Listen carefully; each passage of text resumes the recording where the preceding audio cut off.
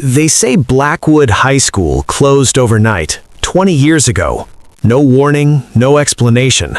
One day it was full of students, laughter, teachers, and the next day it was silent. The gates were locked, the windows were boarded. The town never talked about it again, like the building never existed. But secrets don't disappear, they wait. My name is Daniel, and my father was a teacher at Blackwood High the night it shut down. He never spoke about that night, not once. If anyone mentioned the school, he would leave the room. Before he died, he handed me something, an old, rusted key. He looked terrified, and the last thing he whispered to me was, "Don't go back there." So, of course, I went. The school stood at the edge of town, hidden behind dead trees and broken streetlights. The iron gate groaned as I pushed it open. Dust filled the air like it hadn't been touched in decades. The sign still hung above the entrance. Blackwood High School, established 1968. The front door unlocked too easily. Inside, the air smelled like mold and old paper. Lockers lined the hallway. Some were slightly open, like someone left in a hurry. "Hello?" I called out. Only my voice echoed back at me. I walked deeper into the hallway. That's when I heard it. A whisper. Soft, faint. "Don't leave." I froze. "Who's there?" Silence.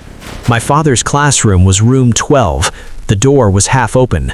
Inside, desks were overturned, chairs scattered across the floor. It looked like something violent had happened.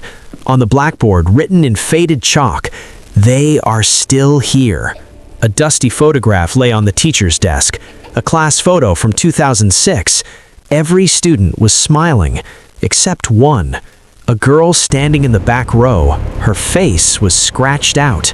I opened the drawer of the desk and found my father's journal. His handwriting was shaky. "Something is wrong with Emily. She says she sees people in the walls. The children are changing. They don't blink anymore." The final entry was dated the night the school closed. "She's not human." Suddenly I heard footsteps, running down the hallway, fast, too fast. But I was alone, wasn't I? One of the lockers began to shake violently. Bang, bang, bang. "Stop," I whispered. The locker door burst open. It was empty, but inside, scratched deep into the metal, "Let us out." At the end of the hallway, I noticed a door I didn't remember. Basement, staff only. It was slightly open. Cold air drifted out from the darkness below. I don't know why, but I walked down. Each step creaked beneath my weight. The air grew colder. The basement walls were covered in children's drawings, stick figures with black eyes, tall, shadowy shapes standing behind them.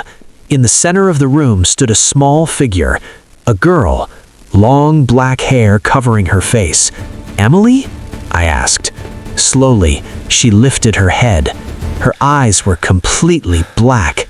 "They locked us down here," she said softly.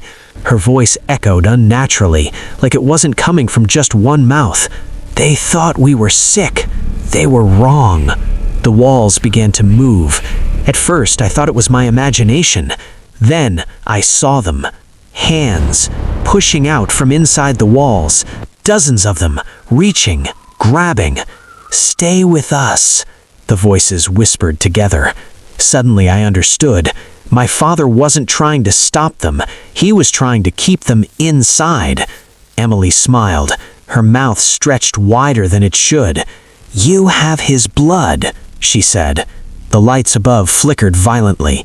Then everything went dark. I ran. Up the stairs, through the hallway. The whispers followed me. Closer, closer.